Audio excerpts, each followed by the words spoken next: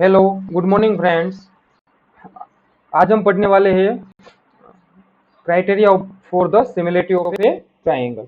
कि ट्राइंगल है, उसमें दो ट्राइंगल है, अगर वो सिमिलर है तो उसके क्राइटेरिया कौन से है। अब हम ये बात तो जानते हैं कि स्टैंडर्ड 9 में ऑलरेडी पढ़ चुके हैं कि दो ट्राइंगल है वो कॉन्ग्रुएंट कब हो सकते हैं। तो जब उसकी करस्पॉन्डिंग साइड इक्वल हो एंड करस्पॉन्डिंग एंगल इक्वल हो तब दो ट्राइंगल है वो कॉन्ग्रुएंट हो सकते हैं। उसी तरह से दो ट्राइंगल है, कोई भी दो ट्राइंगल वो सिमिलर कब हो सकते हैं। सपोज आपको दिया है triangle ABC similar triangle P Q R, अगर दिया हुआ है तो वो दो ट्राइंगल सिमिलर कब हो सकते हैं।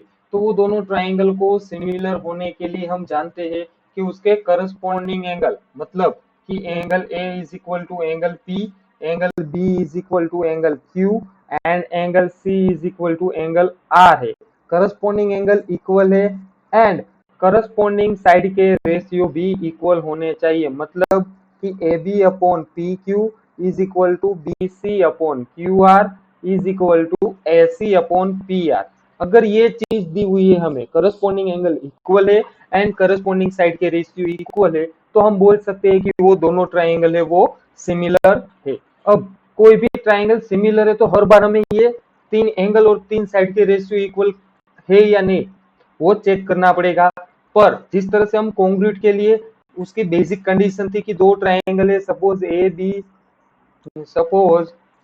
B C congruent triangle P Q R अगर हमें दिया हुआ है, देखना यहाँ पे मैंने कॉन्ग्रुएंट की साइन की हुई है, सिमिलर नहीं है, तब हम जानते हैं कि ये कंडीशन सही होनी चाहिए, उसके करस्पॉन्डिंग एंगल है वो इक्वल होने चाहिए और उसकी करस्पॉन्डिंग साइड भी इक्वल होनी चाहिए, रेशियो यहाँ पे आने वाला नहीं है।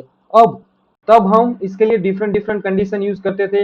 फर्स्ट वन थी हमारी साइड एंगल साइड, दूसरी थी साइड साइड साइड, तीसरी हमारी कंडीशन थी angle side angle, angle angle side and R H S. ये 5 कंडीशन का यूज करके हम बताते थे कि दो ट्राइंगल है वो कॉन्ग्रुएंट है।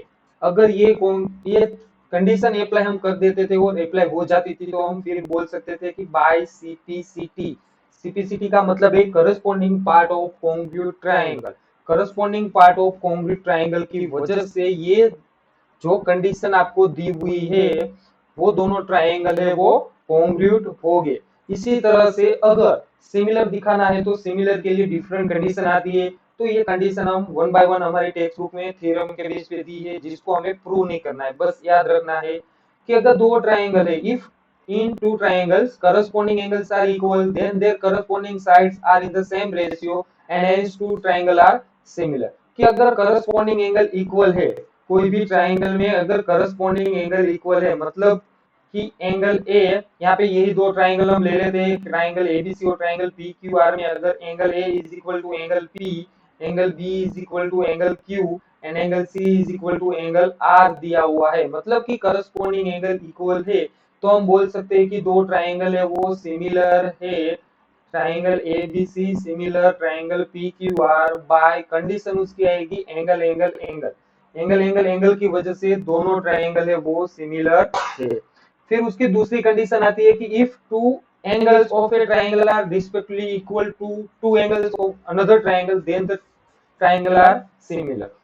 अब दो ट्राइंगल आपको दिए हैं, सपोज वहां पे तीनों एंगल भी आप चेक नहीं कर रहे हो, अगर दो एंगल चेक कर देते हो, सपोज यहाँ पे अगर मैं ये प्रूव कर देता हूँ कि angle A is equal to angle P और angle B is equal to angle Q, तो हम ये बात जानते हैं कि ट्राइंगल के तीनों एंगल के सम 180 होगा, तीनों एंगल का सम। अगर दो ट्राइंगल करस्पॉन्डिंग एंगल इक्वल है तो तीसरा ऑटोमेटिकली इक्वल हो जाएगा, मतलब कि यहाँ पे आपको थोड़ा सा डिस्काउंट मिल रहा है कि आपको तीनों एंगल इक्वल दिखाने की भी जरूरत नहीं, अगर दो आप इक्वल दिखा देते हो तो भी आप बोल सकते हो कि ABC similar triangle P Q are होगा बाय एंगल एंगल वजह से, एंगल एंगल की वजह से दोनों ट्राइंगल सिमिलर है। थ्योरम 6.4 देखते हैं। If in two triangle side of one triangle are proportional to the side of other triangle then their corresponding angles are equal and hence two triangles are similar। अब यहाँ पे आपको दिया है कि दो ट्राइंगल में अगर side of one triangle are proportional to the side of the other triangle, मतलब कि दो साइड कोई भी ट्राइंगल है उसमें अगर आपको ये दिया हुआ है A B upon P Q is equal to B C upon Q R दिया हुआ है और एंगल बी और एंगल क्यू इक्वल है। सपोज यहाँ पे हम दो ट्राइंगल ड्रॉ कर देते हैं कि ट्राइंगल ए बी सी है और ट्राइंगल पी क्यू आर है। अगर ये ट्राइंगल आपको दिया है triangle A B C and triangle P Q R, वहां पे side A B and side P Q और side B C and side Q R, ये दोनों साइड के रेशियो इक्वल है और एंगल बी और एंगल क्यू अगर इक्वल है तो हम बोल सकते हैं कि वो ट्राइंगल है, वो ट्राइंगल दोनों साइड एंगल साइड की वजह से सिमिलर होगा। इसके बाद थ्योरम 6.5 देखते हैं। Theorem 6.5, if one angle of a triangle is equal to one angle of the other triangle and side including this angle are proportional, then two triangle are similar। Sorry, यहाँ पे हमने 6.5 theorem अभी पहले समझा दिया। ये था कि अगर दो साइड इक्वल है, मतलब कि थ्योरम 6.4 ये 6.5 है और यहाँ पे 6.4 हम समझ लेते हैं कि अगर तीनों साइड के रेशियो इक्वल है, करस्पॉन्डिंग साइड के रेशियो इक्वल है, तो भी हम बोल सकते हैं कि दो ट्राइंगल है वो साइड की वजह से सिमिलर है। ओके, अब बेसिक हम इतना पढ़ चुके हैं कि दो ट्राइंगल को सिमिलर दिखाने के लिए हमारे पास फंडामेंटल कंडीशन कितनी है। तो कोई भी दो ट्राइंगल को अगर हमें सिमिलर दिखाना है तो फर्स्ट वन कंडीशन तो हमारे पास एंगल एंगल एंगल है, एंगल एंगल एंगल। दूसरी कंडीशन है एंगल एंगल। तीसरी है side angle side and fourth है साइड साइड साइड। ये फोर कंडीशन से हम दिखा सकते हैं कि कोई भी दो ट्राइंगल है वो ट्राइंगल सिमिलर है। ओके, अब एग्जांपल 4 देखते हैं आपकी टेक्स्ट बुक का, कि एग्जांपल 4 में आपकी टेक्स्ट बुक में दिया हुआ है कि in figure 6.29 prove that triangle POQ and triangle SOR दोनों ट्राइंगल सिमिलर है। अब हम कंडीशन भी जानते हैं, तो इसको प्रूव करने के लिए फर्स्ट वन देखते हैं कि आप जानते हो कि यहाँ पे ये एंगल और ये एंगल इक्वल होगा क्योंकि वर्टिकली ऑपोजिट एंगल है। और दूसरी बात करते हैं कि यहाँ पे दो लाइन आपको P Q and R S ये लाइन और ये लाइन पैरेलल दी है। अब ये दो लाइन जब पैरेलल है तो ये एंगल जहाँ पे क्रॉस मार्क कर रहा हूँ ग्रीन पेन से, वो दोनों एंगल इक्वल हो गए क्योंकि अल्टरनेट इंटीरियर एंगल हो गए। अब तीसरा एंगल भी यहाँ पे अगर हम ले सकते हैं क्यू और आर भी इक्वल हो गए, पर उसकी कोई जरूरत नहीं क्योंकि हम एंगल से भी बता सकते हैं कि दो ट्राइंगल है वो ट्राइंगल दोनों सिमिलर है। अब यहाँ पे हम देखते हैं कि यहाँ पे सोल्व किस तरह से करेंगे इसको। तो फर्स्ट वन कि हम यहाँ पे ये बात लिख सकते हैं कि angle P O Q is equal to angle R O S. दोनों ट्राइंगल के वर्टिकली ऑपोजिट एंगल है। मैं यहाँ पे वीओए लिख रहा हूँ, आपको पूरा लिखना है कि ये वर्टिकली ऑपोजिट एंगल है। और दूसरा हम देखते हैं कि यहाँ पे जो हम बोल रहे थे कि एंगल पी मतलब कि angle Q P O is equal to angle R S O, क्योंकि अल्टरनेट इंटीरियर एंगल है, अल्टरनेट इंटीरियर एंगल है। अब देख सकते हो आपकी दो एंगल तो हमने इक्वल दिखा दिए हैं, तो यहाँ पे दो triangle P O Q similar triangle S O R हो जाएगा बाय एंगल एंगल कंडीशन से। यहाँ पे आप तीनों एंगल भी लिख दो तो भी कोई प्रॉब्लम नहीं है, तो कंडीशन होगी आपकी एंगल एंगल एंगल। अब इसके बाद एग्जांपल देखते हैं कि example fifth one, observe that figure 6.30 then find angle P। यहाँ पे P एंगल क्या होगा वो आपको बताना है कि यहाँ पे P एंगल आपको जो दिया है वो P एंगल का डायमेंशन क्या होगा। तो फर्स्ट वन हम देखते हैं कि कौन से एंगल इक्वल है। अब यहाँ पे तो एंगल दो ही दिए 80-60 पर साइड तीनों दी है, तो आप देख सकते हो कि यहाँ पे 3.8 और 7.6 रेशियो आएगा उसका 1/2। मतलब कि मैं यहाँ पे अभी आपको यहाँ पे ये लिख देता हूँ कि A B upon Q R ये एक साइड इक्वल है, ओके। फिर B C upon P Q equal है, ओके। फिर A C upon R P equal है। तो ये तीन साइड के रेशियो इक्वल आ गए, मतलब कि ये दोनों ट्राइंगल है वो कॉन्ग्रुएंट हो गए। और रेशियो भी आपको बता देता हूँ कि 1/2 ही आता है, तो ये दोनों ट्राइंगल है वो कॉन्ग्रुएंट तो हो ही जाएंगे। अब किस वजह से कॉन्ग्रुएंट हो गए, तो यहाँ पे हम बता देते हैं कि triangle A B C similar triangle, corresponding party आपको लेने हैं triangle A B C similar. अब देखो ए बी के साथ क्यू आर आना चाहिए और BC के साथ PQ आना चाहिए, मतलब कि Q कहीं पे बीच में होगा। तो यहाँ पे PQ ट्राई कर देते कि AB के साथ QR, ओके आर यहाँ पे लिख देते AB के साथ QR आ गया, BC के साथ QP आ गया और AC के साथ RP आ गया। तो ये दो ट्राइंगल सिमिलर हो गए बाय SSS। अब आप देख सकते हो कि आपको एंगल P फाइंड करने को बोला है, एंगल P मतलब कि ये वाला एंगल फाइंड करने को बोला है। तो एंगल P क्या होगा, जितना एंगल C होगा उतना, सॉरी एंगल P क्या होगा, जितना एंगल आपका RQP ट्राइंगल सिमिलर, जितना एंगल आपका C होगा उतना एंगल P होगा। तो एंगल C पहले फाइंड कर देते हैं कि ट्राइंगल एबीसी में तो 180 होगा सम, तो angle A plus angle B plus angle C is equal to 180। Angle A आपको दिया है 80, एंगल बी दिया है 60 और एंगल सी हम फाइंड करने निकले हैं, तो एंगल सी हमें मिलेगा 40। अब एंगल सी और एंगल बी तो इक्वल होगा, तो एंगल बी भी हमें मिलेगा 40, मतलब कि ये एंगल कितना होगा, 40 डिग्री का होगा। ओके आगे बढ़ते, एग्जाम्पल 6। देखो हमें यहाँ पे दिया हुआ है कि in figure 6.31 OA into OB is equal to OC into OD दिया है। तो पहले तो जो दिया है वो हम लिख देते हैं कि OA into OB is equal to OC into OD, OA into OB is equal to OC into OD। अब यहाँ पे इसको मैं इस तरह से लिख सकता हूँ OA upon OC, OA upon OC is equal to OD upon OB। अब आप देख लो कि यहाँ पे मैंने कुछ नया नहीं किया है, ओनली चेंज क्या किया है कि OC यहाँ पे था, इसको यहाँ पे ले लिया, OB को वहां पे जाने दिया, क्रॉस मल्टीप्लाई किया। अब दो ट्राइंगल, मुझे एंगल ए और एंगल सी इक्वल दिखाना है और एंगल बी और एंगल डी इक्वल दिखाना है, मतलब कि ट्राइंगल ए और डी आप फिगर में देख सकते हो कि ये वाला ट्राइंगल और ये वाला ट्राइंगल सिमिलर दिखाना होगा। तो दिखाने की ट्राई करते हैं कि यहाँ पे जितना OA है उतना OC रेशियो मिल रहा है, OD है उतना OB है, और ये दोनों यहाँ पे ये दोनों वर्टिकली ऑपोजिट एंगल हो गए। तो मैं डायरेक्टली ये बात बता सकता हूँ कि यहाँ पे angle AOD is equal to angle COB, vertically opposite angle. तो यहाँ पे ये दोनों ट्राइंगल साइड एंगल साइड से सिमिलर हो जाते हैं कि triangle AOD similar triangle COB by side angle side, side angle side से ये सिमिलर हो जाते हैं। ओके अब दो ट्राइंगल सिमिलर है तो मैं क्या बोल सकता हूँ, उसके करस्पॉन्डिंग पार्ट भी बाय CPST। यहाँ पे हम CPST लिख रहे हैं कि corresponding part of similar triangle, वहां पे CPCT लिखते थे corresponding part of congruent triangle.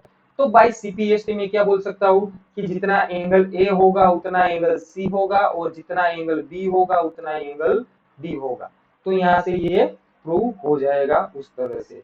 अब एग्जांपल 7 दिया है, a girl of a height 90 cm is walking away from the base of the lamp post at the speed of 1.2 meter per second. If the lamp is 3.6 meter ground above the ground, find the length of her shadow, find the length of her shadow. Find the length if the lamp was 3.6 meter above the ground, find the length of her shadow after 4 second. अब देखो यहाँ पे आपको कुछ इस तरह का data दिया हुआ है कि एक गर्ल की हाइट 9 सेंटीमीटर है और एक लैंप पोस्ट है। सपोज कि यहाँ पे हम लैंप पोस्ट ले लेते हैं कि ये भी हमारा एक लैंप पोस्ट है और यहाँ पे कोई एक गर्ल है वो आ रही है, सपोज के CD गर्ल है और यहाँ पे E पॉइंट है। अब आप देख सकते हो कि यहाँ पे यहाँ पे ये परपेंडिकुलर होगा, इतना परपेंडिकुलर में ड्रॉ नहीं कर पाया हूँ, फिर से ड्रॉ करने की ट्राई करते हैं। तो यहाँ पे आपको दिया है कि AB एक आपका लैंप पोस्ट है और CD एक गर्ल है। लैंप पोस्ट की हाइट आपको बोल दी है कि लैंप पोस्ट कितनी हाइट का है, तो लैंप पोस्ट आपको बोला है, लैंप पोस्ट AB है और CD एक गर्ल की हाइट है और यहाँ पे आपका E पॉइंट है। ओके तो अब यहाँ पे देखो आपको दिया है कि लैंप पोस्ट की हाइट आपकी फिक्स है 3.6 मीटर और गर्ल की हाइट है वो 90 सेंटीमीटर है, मतलब कि यूनिट कन्वर्जेशन आपको कंपलसरी करना पड़ेगा। तो 19 सेंटीमीटर को आप मीटर में कन्वर्ट कर दो तो क्या होगा 0.9 मीटर, ये 0.9 मीटर है। अब एक लैंप पोस्ट की ओर गर्ल है वो आ रही है, कितनी स्पीड से आ रही है 1.2 मीटर मीटर पर सेकंड की स्पीड से आ रही है। मतलब कि हम जानते हैं speed is equal to distance upon time. तो डिस्टेंस क्या मिलेगा हमें, स्पीड इंटू टाइम। स्पीड है 1.2 मीटर पर सेकंड और हमें आफ्टर 4 सेकंड के बाद चाहिए तो 4, मतलब कि ये डिस्टेंस उसने कवर किया होगा 4.8 मीटर। तो ये एक हमें डिस्टेंस मिल गया है कि 4.8 मीटर होगा। अब वो डिस्टेंस कितना होगा, तो गर्ल है वो बीडी की ओर आ रही है, मतलब कि ये डिस्टेंस हमें मिल गया है 4.8 मीटर। अब हमें तो फाइंड करना है, find the length of her shadow. अब लैंप पोस्ट यहाँ है तो डेफिनेटली शेडो इधर ही आएगा, तो इसको हम एक्स बोल देते हैं।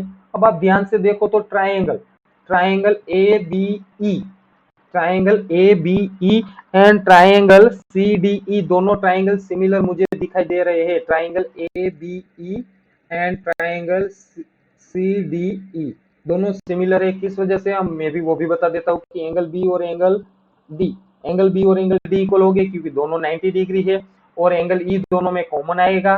मतलब कि triangle A B E similar triangle मिलेगा मुझे C D E by angle angle. अब दो ट्राइंगल सिमिलर है तो मैं क्या लिख सकता हूँ कि जब भी दो ट्राइंगल सिमिलर है तो उसके करस्पॉन्डिंग साइड के रेशियो इक्वल होते हैं। तो वही प्रॉपर्टी का यहाँ पे हम यूज करते हैं।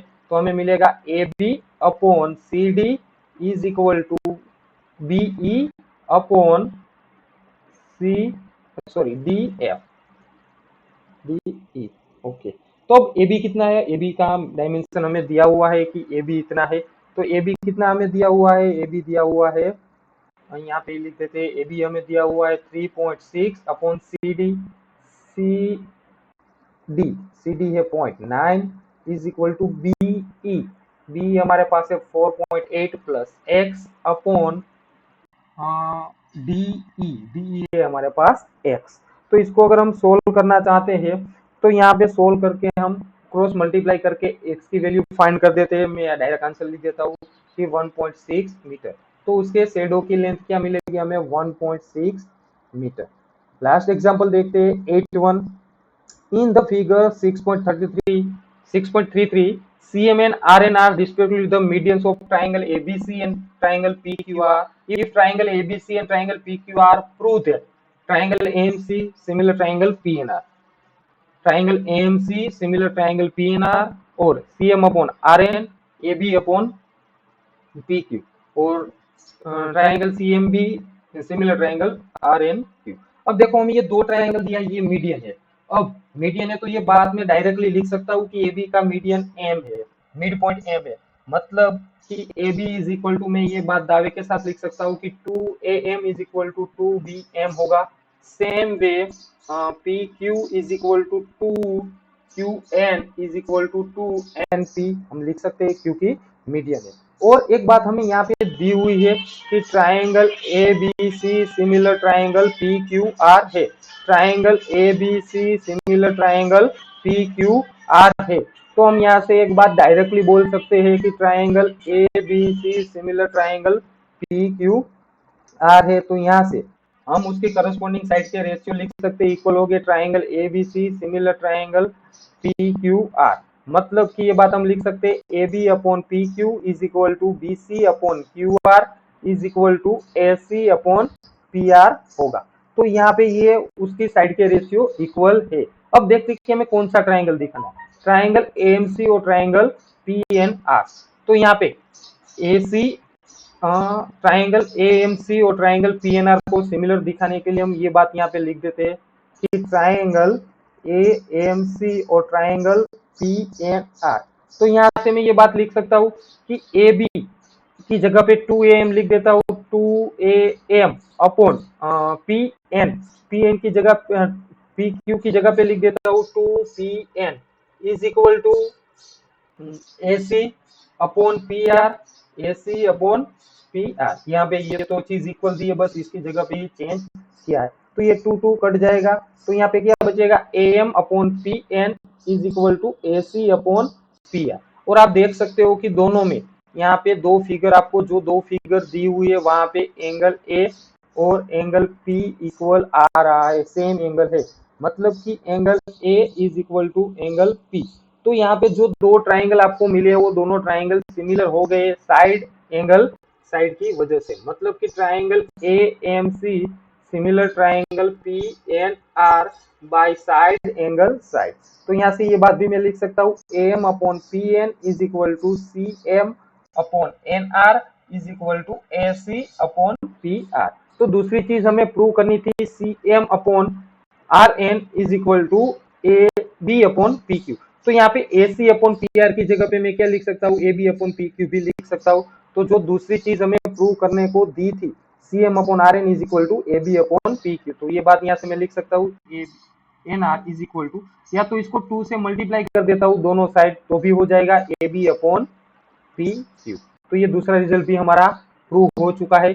तीसरा रिजल्ट देखते हैं। तीसरा हमें बताना है ट्राइंगल सी एम बी और triangle R N Q, C M B और आर एन क्यू को इक्वल दिखाना है। तो यहाँ पे रेशियो हम जानते हैं कि B C upon Q R और B M upon Q L equally होगा, क्योंकि ए बी की जगह पे मैं बी यहाँ पे लिख ही देता हूँ आपको एक बार कि ये फर्स्ट इक्वेशन जो हमने लिखा था A B upon P Q is equal to B C upon Q R, इतने की जरूरत है मैं इतना ही ले रहा हूँ।